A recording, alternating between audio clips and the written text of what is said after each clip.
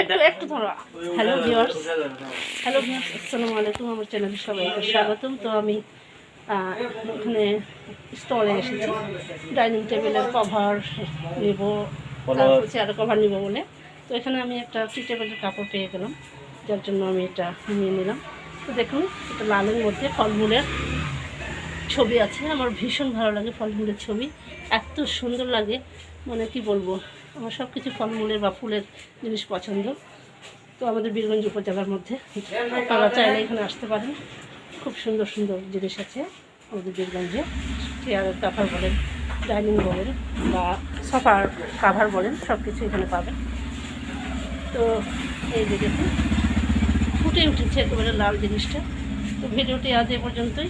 ভালো থাকবেন সবাই, দেখা হবে আরও কোনো নতুন আইটেম নিয়ে। আজ এ পর্যন্তই। তো এই যে আরও অনেক কালেকশন আছে, দেখুন ভিউয়ার্স।